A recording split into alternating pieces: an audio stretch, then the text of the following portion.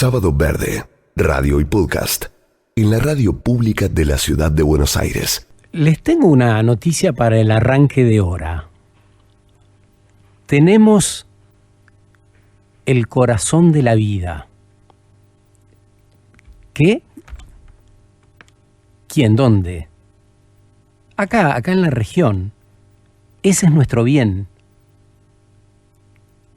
Fue una definición que en el mismo marco donde el presidente actual de Argentina, Javier Milei, negó la crisis climática, el Foro Económico de Davos, una definición que dejó el presidente de Colombia. Otra forma de medir la contabilidad, esta vez la contabilidad de la vida, no solamente la del dinero, es cuánta vida por metro cuadrado hay. Y resulta que si midiéramos así el planeta Tierra, sus países, Colombia es la segunda potencia mundial. Y la primera es Brasil por extensión, y la tercera es Venezuela, y la cuarta es Ecuador. Es decir, en esa esquina de América del Sur tenemos el corazón de la vida. Gustavo Petro, presidente de Colombia, proponiendo dar valor al cuidado antes que a la depredación, presentada como un supuesto beneficio para la comunidad. Y cita algunos países cercanos, han visto donde perfectamente podría incluirse el nuestro por las condiciones naturales que describe Petro.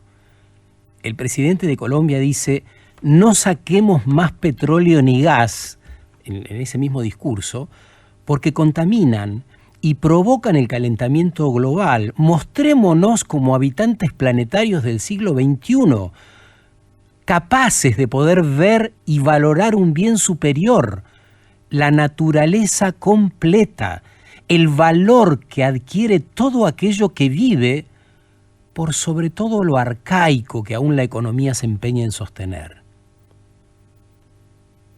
Y dijo ahí en Davos lo que todos sabemos, que la crisis climática es la madre de los problemas.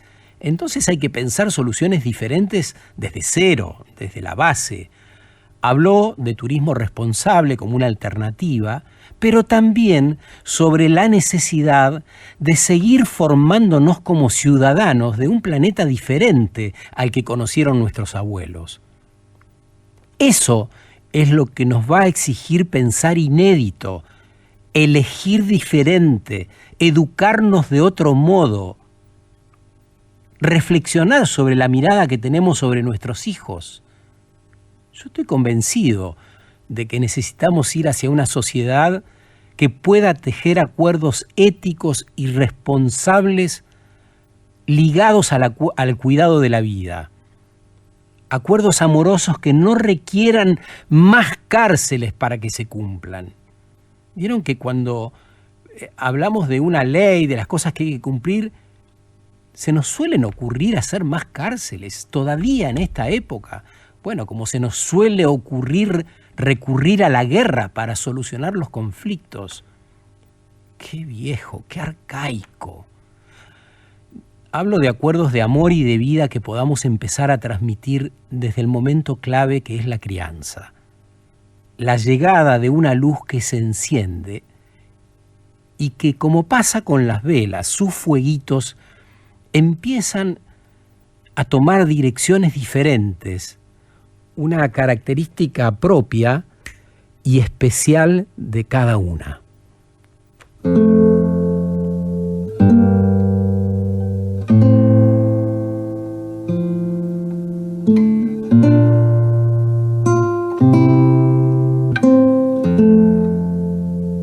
¿Cómo acompañamos esta llama inicial? ¿Qué creen que es importante hoy para ser papás, para paternar y maternar responsablemente? ¿Qué relación tiene todo lo que decimos los adultos con lo que verdaderamente hacemos? ¿Los chicos no nos están escuchando o no tenemos tiempo y disposición para escucharlos a ellos? Y en todo caso, ¿en qué nos estamos distrayendo? ¿Cómo ponemos límites? Límites amorosos, con presencia, conectados con nuestros hijos. ¿Qué nos quiere decir necesariamente el tiempo que vivimos? ¿Qué nos están diciendo los pibes con sus enojos? ¿Seguimos pensando que poner límites es retar? No sé si es una buena forma de cuidar amenazando, ¿no? Uno amenaza cuando no tiene tiempo para estar y escuchar, para tratar de entender y acompañar, para enseñar o compartir con los chicos ese camino recorrido, no como ley de vida, sino como testimonio. Trabajé de chico, estudié, logré lo que me propuse con estas dificultades que me encontré en el camino y sirvieron de aprendizaje. Pero ese fue mi camino. También hay 1000 caminos diferentes que cada individuo va eligiendo. Entonces, enseñarles a elegir resulta vital para el tiempo que vivimos. ¿Se dan cuenta de la cantidad de cosas sobre las que tenemos que ir decidiendo a diario los papás? ¿Podemos entender la importancia que esto tiene sobre todo lo demás? Y finalmente, ¿cómo hacer para que la llama esa se fortalezca en medio del aluvión de violencias que vivimos los adultos? Una nana, una canción de amor como la que suena, podría ayudarnos a vincular la importancia que esto tiene para diseñar un mundo verdaderamente novedoso y a conectar en cuerpo y alma con lo esencial. La vida y el desarrollo de los niños y adolescentes que nos toca cuidar.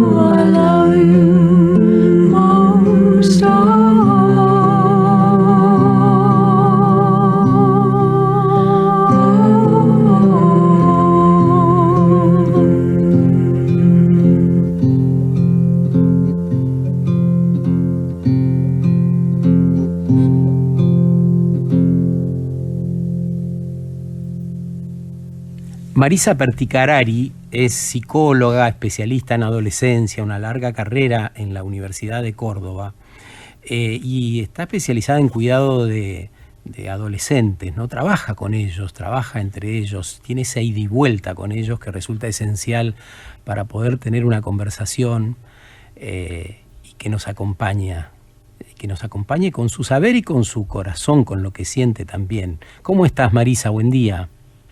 Buen día, Sergio, ¿cómo estás? Bien. ¿Cómo está ese pedazo de Buenos Aires que escucha con humanidad consciente, como dice el comienzo de tu programa? Ahí estamos, eso. Muy conmovidos con el tiempo que vivimos, la verdad es eso, ¿no? Sí. Y a mí me gustaría que podamos hablar de esta necesidad, por ahí en el arranque, de los límites amorosos que no estamos pudiendo dar, no estamos pudiendo poner límites. Vos hablarás mucho con los papás en la consulta, ¿no? Sí. ¿Por qué crees que eso no pasa? O que está pasando eso, ¿no? Bueno, el tema de los límites es un tema muy álgido, me parece, ¿no? Porque a veces hacen falta y a veces no hacen falta, ¿no? Entonces, los papás desde una humanidad consciente, desde una cuestión responsable con la crianza, como vos dijiste, en este ambiente que nos toca vivir tan violento, ¿no? Entonces, a veces es la consulta. ¿Cómo poner límites? ¿Ante qué?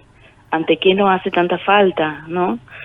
Y los límites son eso, ¿no? Esa frontera que separa lo impulsivo, que les puede hacer mal a los adolescentes. Pero los límites tuvieron que ser puestos mucho antes en el tiempo para que tengan efecto. Ahora, prácticamente un papá pone límites a veces. ¿Cuáles son los modos de poner límites? Porque, no sé, nosotros conocimos límites por la generación que vivimos, que los límites eran a los gritos, los límites eran a los rebencazos en algunos casos si vivías en el campo. Hasta eso, ¿no? ¿Cuáles son los nuevos límites pensados desde el amor, desde el cuidado? Sí, eso es lo fundamental, desde el amor y desde el cuidado, porque a veces son hijos no mirados, pero muy limitados. ¿Por qué no miramos a nuestros hijos? A veces no tenemos tiempo, o capacidad. Hay familias que no tienen. ¿Y en qué esa invertimos capacidad. el tiempo?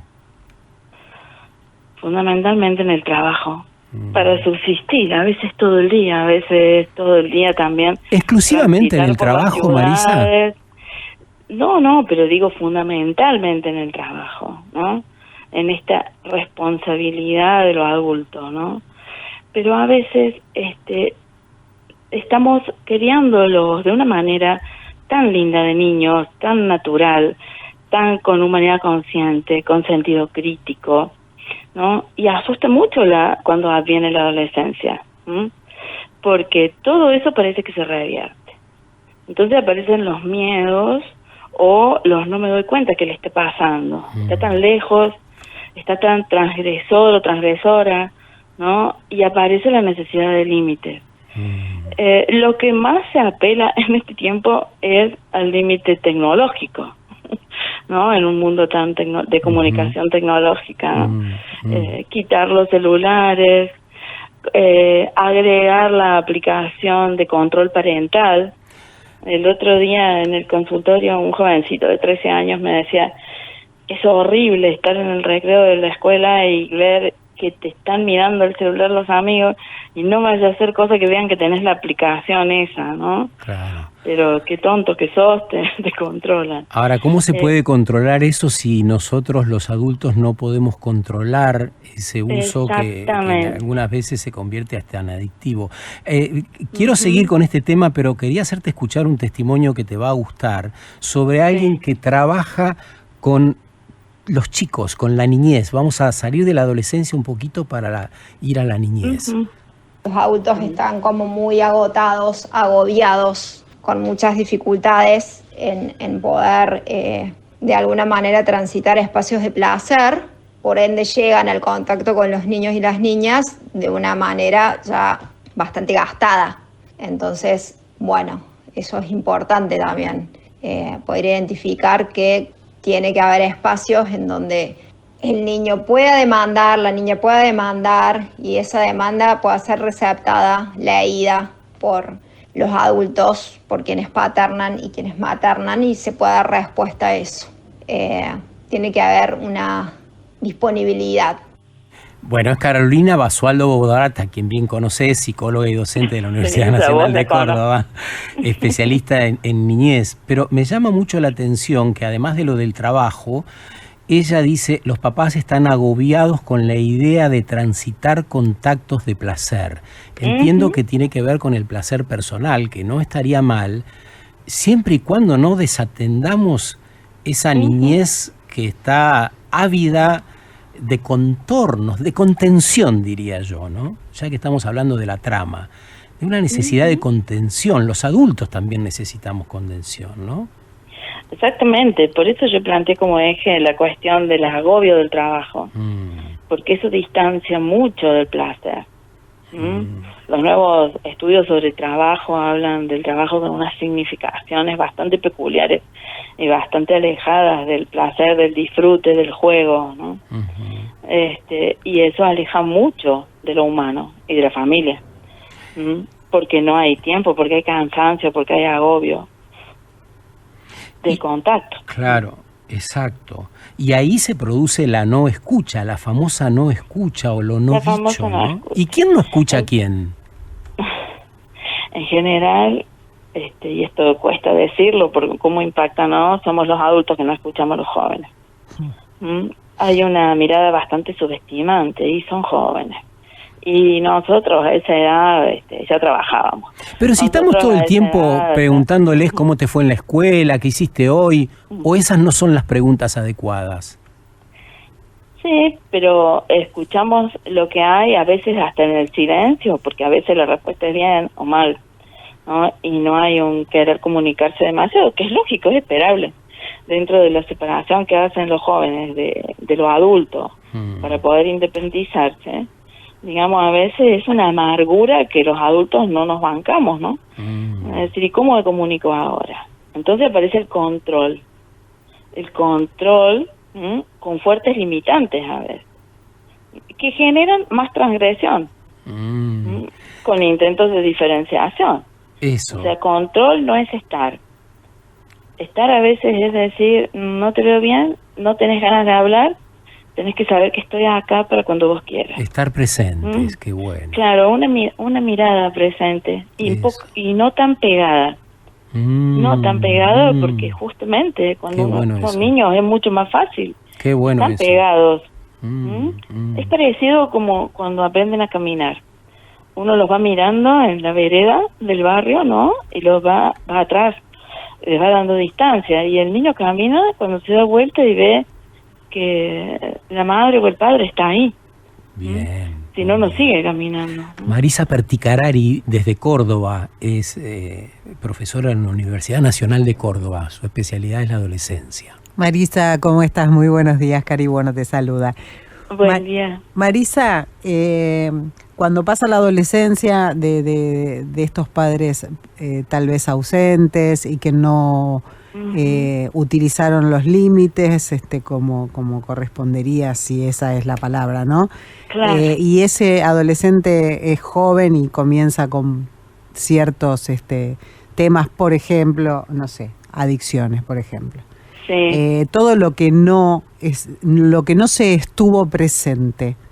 Después, ¿cómo se aborda cuando el problema ya surge? Y ahí es más difícil el equilibrio. En el vínculo, en los límites, en los cuidados, ¿no? Porque acá es más cuidado que límites en lo que vos estás planteando, ¿no? Ya ponemos límites desde el destete, ¿no? Cuando decimos ya no la teta o la mamadera, ¿no? Y fíjate cuando es muy común en este tiempo, los padres dicen, ay, me puede, no, ay, no, sí, pero quiere esto, no me puede. El padre y todo el entorno, no solamente los padres, a veces no son los padres los que están a cargo de la crianza. Entonces es muy difícil en la adolescencia después límites, porque la vida va poniendo permanentemente límites. Y si la frustración es tan grande, el dolor es tan grande, desde la mudez que tienen a veces los adolescentes, obviamente las adicciones van a ocupar un lugar de llenar ese dolor, ¿no? De anestesiar. ¿Y cuánto le transmitimos de nuestras adicciones no declaradas? Hablábamos del celular, de las compras, podríamos hablar, ¿no? Muchísimo. Sí, inclusive de los ocultamientos, porque las adicciones están ligadas a los ocultamientos, ¿no es cierto? ¿Cómo es eso? Entonces ocultamientos, mentiras. Entonces uno se pregunta, ¿qué mentiras han estado jugando ahí? ¿Qué ocultamientos antes de esto? Que lo expresa simbólicamente el hijo en esto. Viene a ser el denunciante, ¿no? Exactamente. No es que casualmente o por magia aparezca alguien muy ligado a las adicciones, que no es lo mismo que probar algunas sustancias, ¿no? Que tiene que ver con alguna transgresión traviesa adolescente, ¿no? Que no es lo mismo. ¿no? Sí, se me ocurre entonces hay que tener mucho cuidado con eso, diferenciación. Que también aparece ahí una inconsistencia entre lo que decimos los adultos y lo que hacemos, y en ese marco te quiero preguntar si están enojados los chicos con nosotros los adultos, con sus papás, por esta herencia recibida. En todos los campos estamos transitando un momento social impactante en el país. ¿Se enojan por eso con nosotros? Lo que pasa es que se enojan antes de enojarse por causas reales. Digamos, cuando empieza a transitarse el cuerpo puber, ¿no? Si no me enojo, no me separo. Si no me separo, quedo en una pegatina incestuosa tremenda. Claro. Entonces me enoja lo más mínimo. Porque yo tengo que volver a las 9 de la noche y mis amigos lo dejan a las 10. Sí, esos son como los enojos habituales, pero yo digo, frente a una coyuntura como esta, pero ese es hay el un primer enojo. Claro. Entonces eso genera una sensibilidad en ese semblanteador que es el adolescente, ¿no? Sí. De captador. Sí. Ahora me doy cuenta. Ahora me doy cuenta que acá no peleaban, pero había mucha agresión. O que había alguien ocultando. A veces no es muy consciente de eso, ¿no? Sino directamente se ritualiza lo que no está curado. Se está hablando mucho en Argentina, bueno, también en Uruguay obviamente, sobre La Sociedad de la Nieve, la segunda película sí. sobre la tragedia de los Andes. Sí. Ahí aparece mucho de lo que venimos hablando en el programa, ¿no? La necesidad de actuar en red y de cierta solidaridad. ¿Cuál es tu mirada de esa peli si la viste? Me gustó mucho y me gustó el título, porque realmente, a diferencia de la otra, que los norteamericanos intentan mostrar héroes, como siempre, ¿no? En esta se ve, y he escuchado algunos relatos a partir de esta película, de los sobrevivientes, ¿no? Se ve cómo tuvieron que construir una sociedad nueva. Frente a la hasta vulnerabilidad. con nuevos valores, ¿no? Sí, con formas vinculares que no conocían, pero seguramente estaba en el ADN de lo humano, ¿no?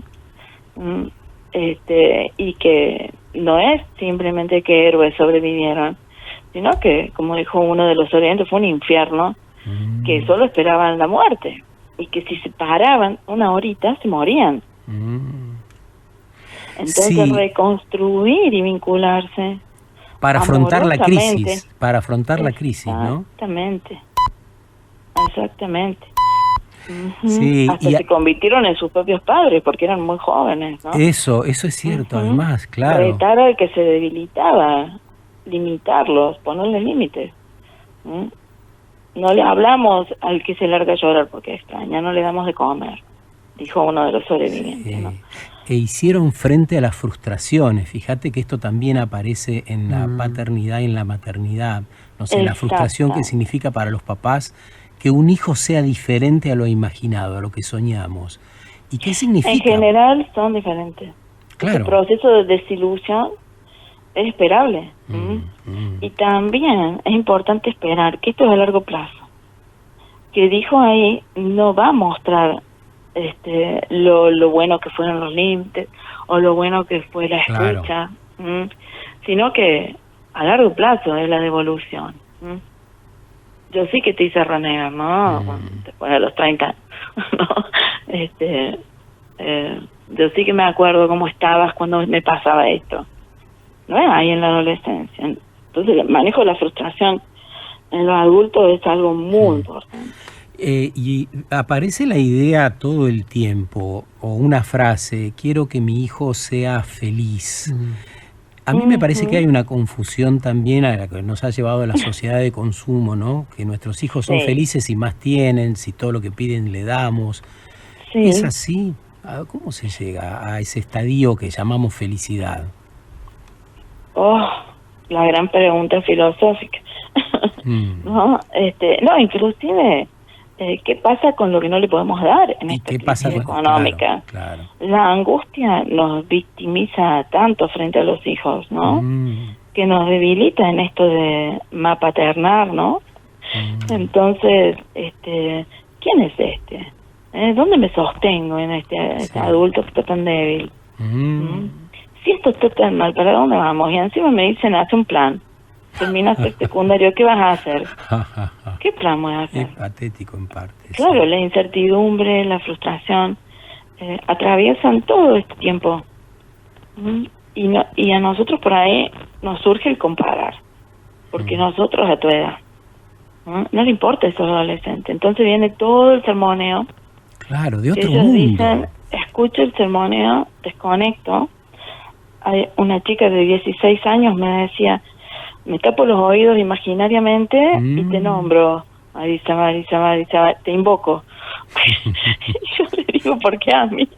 No quiero estar en esa situación, ¿no? Realmente no es comunicarse, no llega a eso. Yo le voy a hablar. En este tiempo más que hablar es escuchar. Y a veces escuchar el silencio. Porque no, estoy bien. Por ahí, abajo del estoy bien, hay un me quiero morir. Que ha aumentado mucho después de la pandemia eso. ¿Y hay un lenguaje para poder contarles a los chicos que nosotros tampoco estamos bien? ¿Resulta útil? Los chicos lo saben. Por ahí hace algún comentario. pero no explayamos tanto en esto, sino con nuestros pares, con donde nosotros nos apoyamos y buscamos ayuda, ¿no?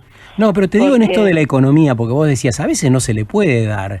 Y me da la impresión que los papás a veces tendemos como a ocultar o minimizar esas cosas. Si yo vivo en un hogar donde no puedo dar determinadas cosas, un juguete, lo que sea, una comida, una salida, me parece que tiene que haber un modo de blanquearlo para establecer una relación lo más honesta posible, ¿no? Sí, pero los chicos lo saben. Algo siempre se escucha de la economía del hogar. Pienso en los adolescentes, ¿no? Por Sí. ejemplo, yo quiero este juego de internet.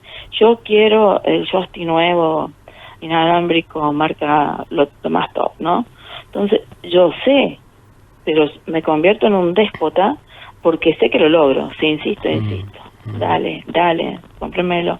Y a veces lo logran, ¿no? Entonces eso no ayuda en el crecimiento, en el umbral mínimo de frustración. ¿Ah? Y me quedo pensando en lo que dice Carolina, ¿no? Y en el contacto con el placer. Porque o nos domina lo tanático, dice el psicoanálisis, o nos domina lo erótico, que tiene que ver con la vida. Entonces, ese equilibrio, porque nosotros estamos muy atravesados por lo tanático en este país.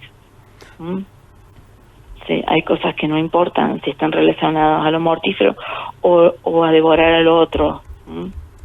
Y el otro es necesario para la construcción de la vida en los adolescentes, por más aislado que esté con su celular en la casa o en el cuarto. Siempre hay un otro, una relación con un otro. Marisa, tal vez es bueno volver a, no importa la cantidad, sino la calidad, ¿no? De ese tiempo. Sí. Porque hay mucha culpa, ¿no? También. Detrás de muchos padres, la culpa de no poder estar, porque los tiempos que vivimos obviamente hacen que no se pueda a veces el tiempo, porque hay que trabajar. Pero hay un equilibrio entre las dos cosas, porque la cantidad cuando estamos, por ejemplo, a la noche, claro, cuando llegamos cansados, ¿no? Intentamos, ¿cómo te fue en la escuela? Y solucionaste ese problema que tenías, y a lo mejor estamos haciendo otra cosa también porque ya no hay tiempo, ¿no? Es de noche y no estamos escuchando bien o no lo miramos. Y hacemos lo que podemos también, ¿no? Sí. Porque a veces el intento está, pero a veces no podemos.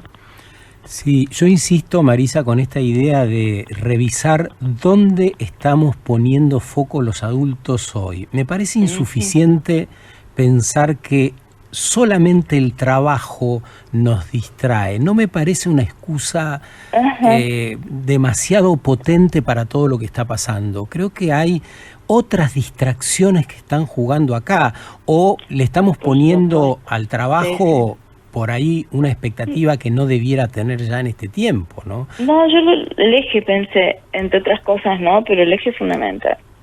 La tecnología y nosotros también, ¿no? La bronca que tenemos con muchas situaciones sociopolíticas, económicas, y lo transmitimos como modalidad. Y el individualismo, porque digamos, nosotros acá casi lo naturalizamos, pero venimos de una cultura donde nos dice, flaco, te salvás solo. Entonces ese solo es solo, ni siquiera es con tus hijos. Sí. Pero esto ya viene varias décadas de instaurarse en nuestra sociedad, ¿no? Entonces lo naturalizamos un montón. Ya a esta altura lo naturalizamos un montón. Por ahí ellos son los que en esta sociedad de la nieve, ¿no? Construyen vínculos sociales distintos, ¿no? A veces no se ven con los amigos, pero es prioritario lo que dijo, lo que escribió en el grupo, ¿no? Lo que más que nosotros. Y sí, transmitimos. Fíjense ustedes cuando a comienzos de los 90 en los recitales se dio el pogo, ¿no? El pogo, sí, los chicos saltando todos. Hemos hecho se pogo. sigue haciendo, pero digamos, yo lo he hecho también. Pero cuando se inició el pogo, me acuerdo que un sociólogo escribió a comienzos de los 90, están ritualizando lo que hacemos en la calle, ¿no? Empujarnos en la parada de los ómnibus, tratarnos medio mal. O sea, una violencia tolerable, digamos, ¿no? El pogo es eso, ¿no? Se corren, se ritualizan y se empujan en los altos y se pegan en cierta forma, ¿no?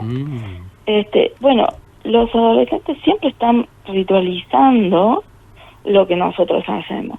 Por eso el individualismo, las broncas, ¿no? Esto del odio al otro, al vecino, al que piensa distinto, no me importa.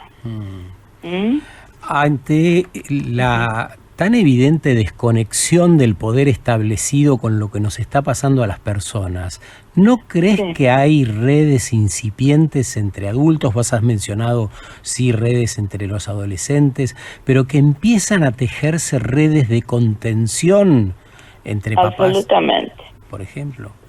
¿Entre papás? No, te iba a decir, por ejemplo, entre papás que tienen hijos con problemas determinados, entre papás que desean vincularse por otras cosas, entre personas comunes. Pero eso no es espontáneo. Por ejemplo, uno lo ves en las escuelas, trabajando en escuelas, ¿no? En los secundarios y eso, en una reunión en donde te plantea, bueno, algo de convivencia. En esta aula está pasando esto, algún profe, algún preceptor que, no sé cómo se llaman allá, preceptores, celadores, ¿no?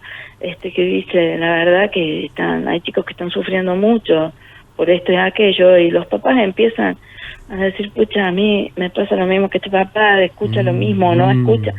Entonces creo que esos grupos que solidifican realmente socialmente cosas muy buenas, lazos sociales bien más libidinizados, ¿no? Eso no se hace espontáneamente. Eso es cuando otros convocan. ¿Y quiénes convocan? Ay, en este tiempo, los que nos dedicamos a la salud mental y a la educación y eso, es tan difícil convocar. Es tan difícil convocar. Pero sí se puede. Recuerdo una experiencia, les cuento rapidito, en una escuela en donde había mucha violencia en un sexto grado, porque acá el primario no es séptimo, es sexto, hasta sexto grado, ¿no? En Córdoba. Entonces había mucha violencia.